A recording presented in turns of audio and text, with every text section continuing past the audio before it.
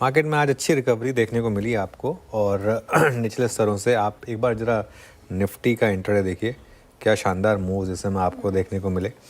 Mid cap index ये भी नीचे से करीब करीब 2% सुधरा। जी हाँ, एक बार मिड कैप इंडेक्स का इंट्राडे चार्ट लेकर आइए आप ज़रा। ये है सबसे शानदार चार्ट, 58,545 का लो, 59,751 का हाई और हम मोर और लेस अब हाई पर ही हैं। पूरे 2% की रिकवरी है मिड कैप इंडेक्स में। लेकिन जो सवाल आपने उठाया कि कितनी टिकाऊ नजर आ रही है और लेवल्स तो आपने जो सुझाए थे सुबह वहीं से घूमा मार्केट, एकदम सटीक पड़ी वो रणनीति, लेकिन कितनी टिकाऊ और आज की क्लोजिंग में रिकवरी कितना महत्वपूर्ण है, इस पर क्या टेक होगा आपका? बिल्कुल, देखिए एक्चुअली जो लेवल हमने सोचे थे उससे थोड़ा नीचे गया, वहाँ से रिकवरी आई। बैंक निफ्टी में तो एक्चुअली काफ़ी नीचे गया और वहाँ से रिकवरी आई। लेकिन अच्छी चीज़ ये है, जैसा आपने बोला कि वो जो 25,768 था उसको डिफेंड कर लिया और वो अब मोर और लेस आपके लिए, अब देखिए 30 पॉइंट से 30-40 पॉइंट नीचे आ जाए वो कोई दिक्कत नहीं है, लेकिन वो फिबोनाची के हिसाब से वो जो लेवल था 25,768 का वो क्रिटिकल था, बचा लिया उसको हमने।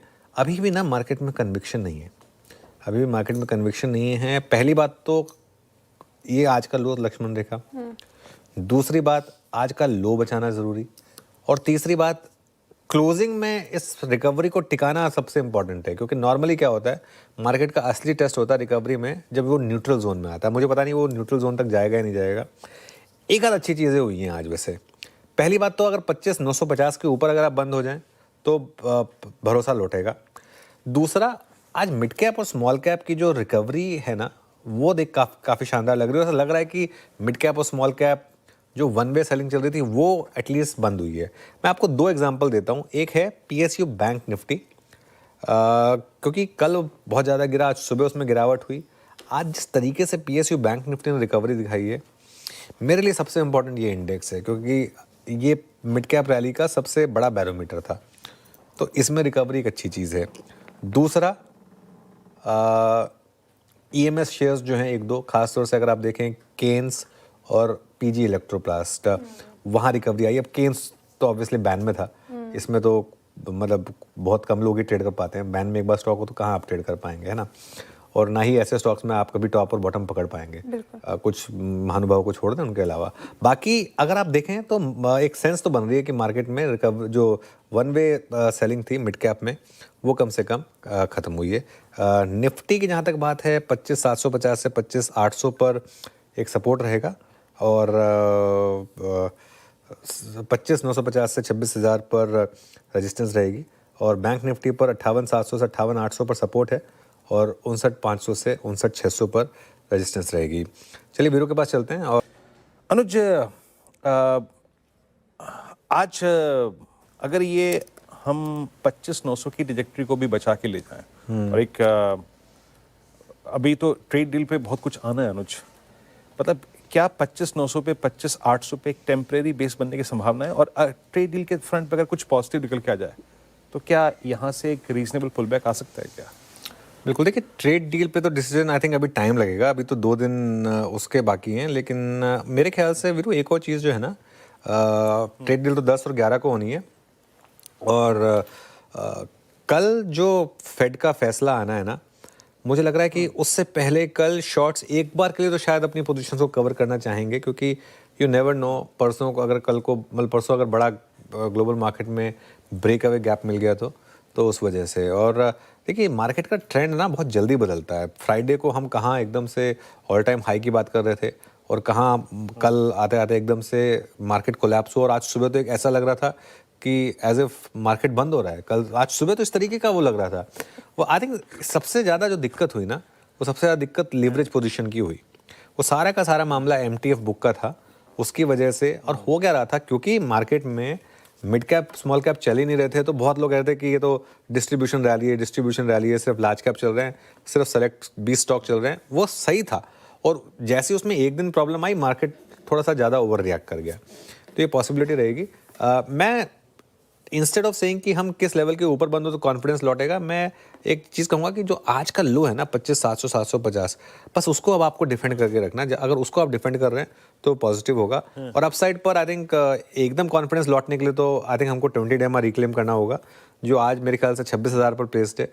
अब आज की आज तो मुश्किल है, लेकिन कल परसों में न्यूज़ बेस्ड अगर मिल जाए 26,050 के ऊपर तो शायद बेटर रहेगा। चलिए, लेकिन सर सबसे पहले तो ये जो मार्केट के मूवमेंट है इसकी वजह जानना चाहेंगे, सिर्फ एक्सपायरी या कुछ और? देखिए, इसमें कोई डाउट नहीं कि आज सुबह दो ऐसे ट्रिगर्स थे जिनकी वजह से बाजार को आज खराब होना जरूरी था।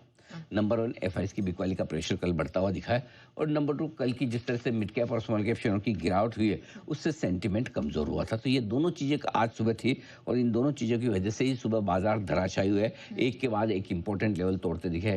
पहले तोड़ा 25,900, 850, 800, 725 तक जाकर रुके और वहां से यू टर्न लिया। यू टर्न क्यों लिया? क्योंकि ओवरसोल्ड होने की वजह से वहां से रिकवरी आई थी।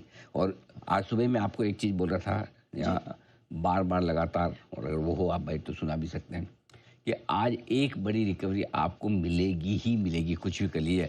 0.64 का पुट कॉल रेशियो निफ्टी का, और सारे नेगेटिव संकेतों के बीच में एक चीज आज सुबह लिखी थी, एफएनओ के संकेत पॉजिटिव हैं। एग्जैक्टली, राइट, आपने एक्सप्लेन भी किया 100%। और वो 0.64 का पुट कॉल रेशियो आप देखिए, निचले 100 से ज्यादा नहीं, 200 पॉइंट की रिकवरी देता है वो आपको। एक ही पॉजिटिव था ट्रिगर जो आपने एक ही पॉजिटिव, और ये एक पॉजिटिव भी अपने आप में दमदार था और बिल्कुल साफ कहा मैंने, 100% एक रिकवरी आएगी।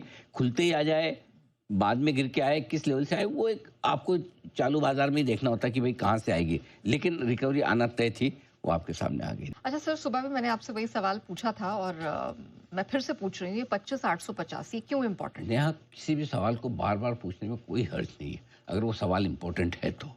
क्योंकि हम कई बार जैसे, क्यों आपको रिलायंस ब्रेकआउट दे सकता है, क्यों आपके एचडीएफसी बैंक मेक और ब्रेक लेवल पे है, क्यों आईसीआईसीआई बैंक आपका बाजार का डायरेक्शन तय कर रहा है, क्यों, ये हर डेटा की इंपॉर्टेंस है। और आज भी हमने सुबह कहा कि 25,850 क्यों इंपॉर्टेंट लेवल है। पहली चीज़, 18 नवंबर से लेकर अब तक, यानी कि लगभग 20 दिन हो गए आपके, ठीक है। 18 नवंबर से 3 हफ्तों में बार बार निफ्टी ने 25,850, 25,900 के रेंज में क्लोजिंग बेसिस पे बड़ा सपोर्ट लिया। क्लोजिंग बेसिस याद रखिएगा, जी। क्लोजिंग बेसिस पे 6 बार ऐसा हुआ है जब निफ्टी 25,842 से 25,893 के रेंज में 50 पॉइंट की रेंज में बंद हुआ है। इसलिए अब बड़ी गिरावट की रिस्क तभी है जब आप 25,840, 845, 850 के नीचे निर्णायक तौर पर बंद हो। तो मैंने राउंड फिगर में लिख लिया, 25,825 के नीचे बंद होने पर ही बड़ा खतरा है। और आपके सामने टेबल आ रही है, इस टेबल से आप देख सकते हैं किस तरह से लगातार 6 बार आप 3 दिसंबर तक 25,891 पर बंद हुए हैं। तो अगर आज फिर से आप 25,850 के ऊपर बंद होते हैं तो आपने क्लोजिंग बेसिस पे रेंज को नीचे की तरफ नहीं तोड़ा है, बच गए, बाल बच गए, इसकी संभावनाएं बन रही है।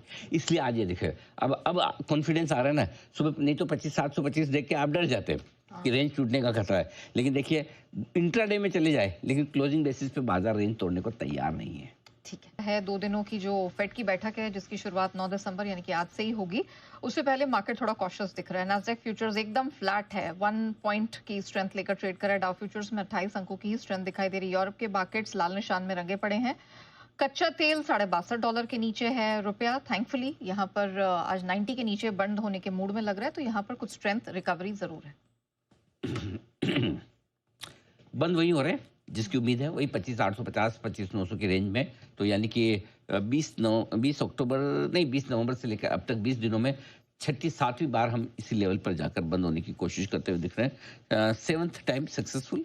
तो क्लोजिंग, अभी तक क्लोजिंग बेसिस पे आपका स्टॉप लॉस ट्रिगर नहीं हुआ है, ये आप मान के चले, कल की कल देखी जाएगी। तो पॉइंट नंबर 1, अगर आपके पास लॉन्ग या शॉर्ट पोजीशन जो भी है आप उसको होल्ड कर सकते हैं। लॉन्ग है तो 25,700 का पुट ऑप्शन रखें, शॉर्ट है तो 26,000 का कॉल ऑप्शन रखें। फ्रेश पोजीशन बिल्कुल भी नई ना बनाएं, और उसकी वजह कि जिन लेवल के आसपास आप बंद हो रहे हैं वो मेक और ब्रेक लेवल के हैं।